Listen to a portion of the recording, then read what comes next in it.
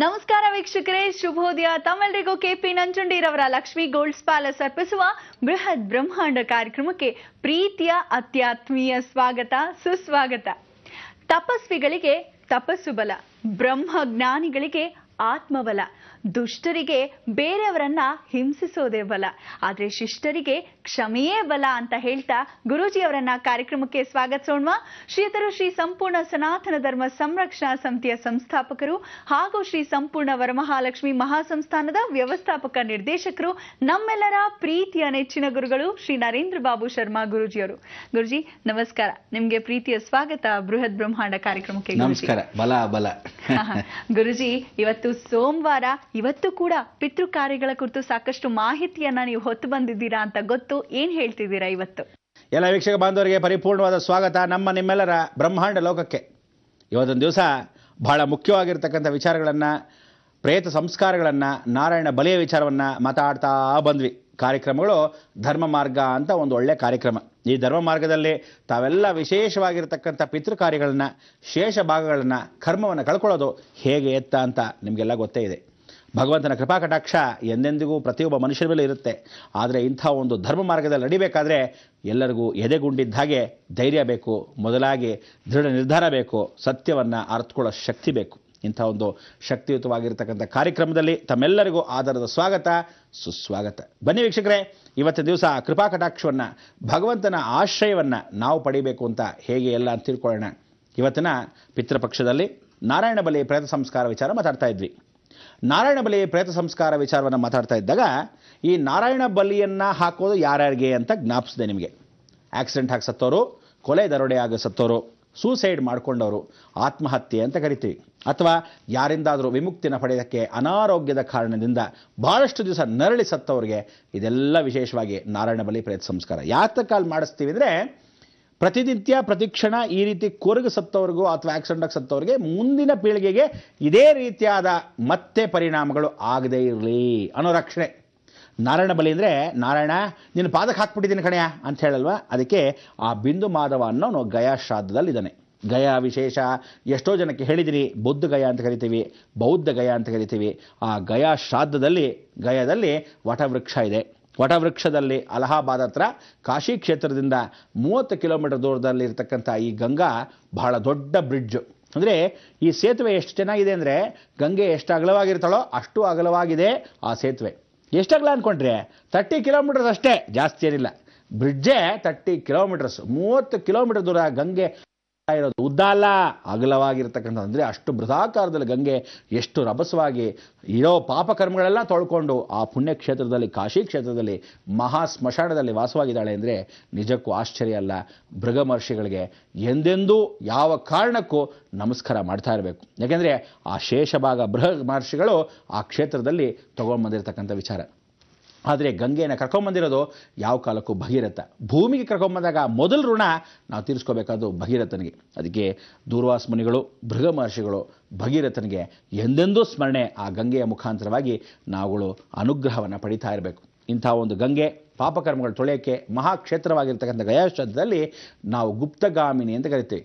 ಆ ಗಯಾನಲ್ಲಿ ಶ್ರೀತಾಮ್ನವ್ರು ಹಾಕಿದ ಶಾಪ ಥರ ಗುಪ್ತ ಮಾರ್ಗದಲ್ಲಿ ಹರಿತಕ್ಕಂಥ ನೀರಿನಲ್ಲಿ ವಾಸವಾಗಿರ್ತಕ್ಕಂಥ ಅಮ್ಮನವರ ಪಾದದಲ್ಲಿ ನಾವು ಸ್ಮರಣೆ ಮಾಡ್ತಾ ಕಾಶಿ ಕ್ಷೇತ್ರದ ಶ್ರಾದ್ದವನ್ನು ಗಯಾ ಶ್ರಾದ್ದ ಅಂತಲೇ ಹೆಸರಿಟ್ಟು, ಆ ಶ್ರಾದ್ದದಲ್ಲಿ ಎಲ್ಲೋ ಪಿಂಡಗಳು ಅಂದರೆ ಹಳದಿ ಪಿಂಡಗಳನ್ನು ನಾವು ಅದನ್ನು ಹಾಕಬೇಕಾದ್ರೆ ಗಯಾ ಕ್ಷೇತ್ರದಲ್ಲಿ ಮಹಾವಿಷ್ಣು ಪಾದಕೆ ಇದೆ. ಸಾಧಾರಣ ಅಲ್ಲ ಪಾದಕೆ, ಏನು ಸುಮಾರು ಭಾಳ ದೊಡ್ಡದಾಗಿರುತ್ತೆ. ಅಬ್ಬಬ್ಬ ಅಂದರೆ ಒಂದು 10 ಅಡಿ ದೊಡ್ಡ ಪಾದ. ಈ ಪಾದದಲ್ಲಿ ಆಳವಾಗಿರುತ್ತೆ, ಅಂದರೆ ಗಾಢವಾಗಿ ಕೆತ್ತಿರ್ತಕ್ಕಂಥ ಪಾದ ಅಂತ ಅಂದ್ಕೊಳ್ಳೋದಲ್ಲ. ಸಾಕ್ಷಾತ್ ಮಹಾವಿಷ್ಣು ಬಿಂದು ಮಾಧವನಾಗಿದ್ದಾಗ ಕಾಲನ್ನು ಇಟ್ಟಾಗ, ಅಂದರೆ ವಾಮನಾವತಾರದಲ್ಲಿ ವಾಮನ ಇಟ್ಟಿರೋ ಕಾಲೇ ಆ ವಿಶೇಷವಾಗಿರ್ತಕ್ಕಂಥ ಬಿಂದು ಮಾಧವನ ಕ್ಷೇತ್ರ. ಇದು ಔರಂಗಜೇಬು ಭಾಳ ಚೆನ್ನಾಗಿ ಹೊಡೆದಾಕ್ಬಿಟ್ಟಿದ್ರು ದೇವಸ್ಥಾನ.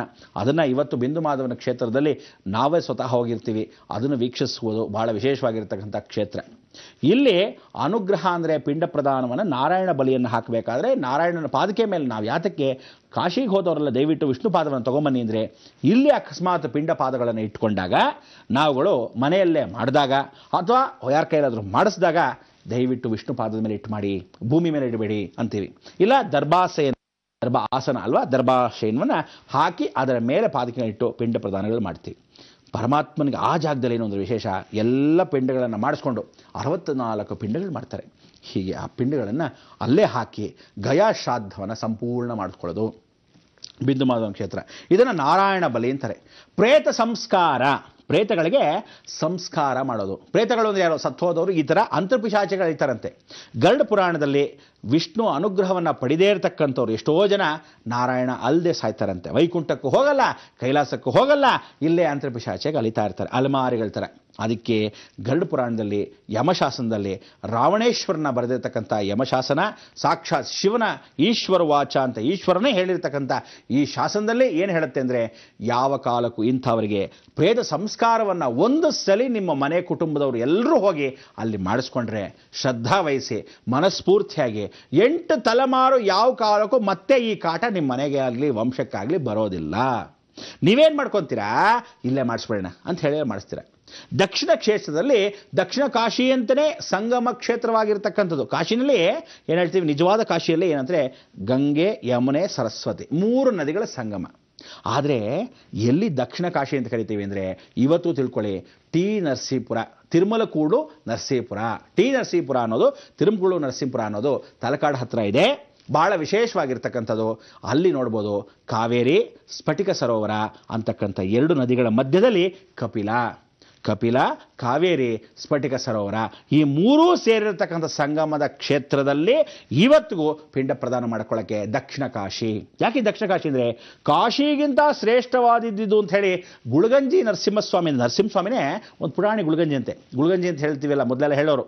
ಆ ಗುಳಗಂಜಿ ಮುಳುಗುವಷ್ಟು ತೀರ್ಥ. ಯಾವುದು ತಿಳ್ಕೊಳ್ಳಿ, ತೀರ್ಥ ತಗೋಬೇಕಾದ್ರೆ ಜಾಸ್ತಿ ತಗೋಬಾರ್ದಂತೆ, ಸ್ವಲ್ಪ ತಗೋಬೇಕಂತೆ. ಹೇಗೆ ಅಂದರೆ, ಕೈಯಲ್ಲಿ ತೀರ್ಥ ತೊಗೊಂಡ್ರೆ ಒಂದು ಗುಳಗಂಜಿ ಒಳಗಿಡ್ಬೇಕಂತೆ. ಗುಳಗಂಜಿ ಮುಳುಗುವಷ್ಟು ಮಾತ್ರ ತೀರ್ಥವನ್ನು ಕುಡಿಬೇಕು, ಅದಕ್ಕಿಂತ ಜಾಸ್ತಿ ಕುಡಿದ್ರೆ ವಿಷ.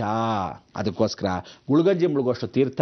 ಕುಂಕುಮ ಮಾಡಬೇಕಾದ್ರೆ, ಕುಂಕುಮಾರ್ಚನೆ ಮಾಡಬೇಕಾದ್ರೆ ಸಾಸಿವೆ ಮುಳುಗುವಷ್ಟು ಮಾತ್ರ ಕುಂಕುಮ ಅಂತ ತಗೋಬೇಕು. ಅದಕ್ಕೆ ಕಾಶಿಗಿಂತ ಶ್ರೇಷ್ಠವಾದ್ದು ಅಂತ ಹೇಳಿ ಅವನೊಂದು ತಕಡಿ ಇಟ್ಕೊಂಡಿದ್ದಾನೆ ನರಸಿಂಹಸ್ವಾಮಿನೇ ತಕಡಿ ಇಟ್ಕೊಂಡಿರೋ ದೇವಸ್ಥಾನ ಇದೊಂದು ಜಗತ್ತಲ್ಲಿ ತಿರುಮಕೂಡಲೇ ಇರೋದು. ಅದರಲ್ಲಿ ಒಂದು ಗುಳಗಂಜಿ ಇಟ್ಕೊಂಡೇನೆ ನೋಡಿ. ಈ ಕ್ಷೇತ್ರ ಕಾಶಿಗಿಂತ ಶ್ರೇಷ್ಠ ಅಂತ ನಾನೇ ಸ್ವತಃ ಹೇಳ್ತಾ ಇದ್ದೀನಿ ಅಂತ ನರಸಿಂಹಸ್ವಾಮಿ ಗುಳಗಂಜಿಗಿಂತ ಶ್ರೇಷ್ಠ ಅಂದರೆ ಅಲ್ಲಿಗಿಂತ ಒಂದು ಗುಳಗಂಜಿಗಿಂತ ಜಾಸ್ತಿ ಶ್ರೇಷ್ಠತೆ ಈ ಕಾಶಿ ಕ್ಷೇತ್ರ ಅಂತ ದಕ್ಷಿಣದವ್ರಿಗೆ. ಪಾಪ ಭಾಳ ಜನ ಹೇಳ್ತಾರೆ ಅವರಿಗೆ.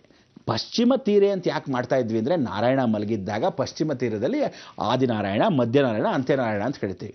ಆಗ ಶ್ರೀರಂಗಪಟ್ಟಣದಲ್ಲಿ ಮಾಡ್ತಾ ಇದ್ರು ಅಂದರೆ, ಪಶ್ಚಿಮಕ್ಕೆ ನದಿ ಹರಿಬೇಕಾದ್ರೆ ಪಶ್ಚಿಮ ವಾಹಿನಿ ಅಂತ ಕರೀತಾ ಇದ್ರು. ಆಗ ಆ ದೋಷಗಳನ್ನ ಮಾಡ್ಕೊಳ್ಳೋಕ್ಕೆ ಶ್ರೀರಂಗಪಟ್ಟಣ ಭಾಳ ಚೆನ್ನಾಗಿ ಮಾಡೋರು ಮೊದಲೆಲ್ಲ. ಭಾಳ ಜನ ಅನುಕೂಲವಾಗಿ ಮಾಡ್ತಾರೆ, ಬಡವರು ಇದ್ದಾರೆ ಮಾಡ್ತಾರೆ. ಆದರೆ ನಿಜವಾಗ್ಲೂ ಅಭಿವೃದ್ಧಿ ಪೂರ್ವಕವಾಗಿ ಮಾಡೋಕ್ಕೆ ಅವಕಾಶಗಳಾಗ್ತಾ ಇಲ್ಲ. ಎಷ್ಟೋ ಜನ ತಪ್ಪು ಮಾಡಿ ಧರ್ಮಗಳನ್ನು ಮೀರಿ ಈ ರೀತಿ ಮಾಡ್ಕೊತಾರೆ.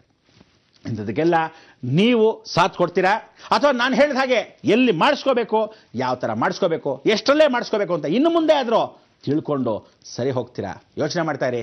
ಇದೋ ಬಂದೆ.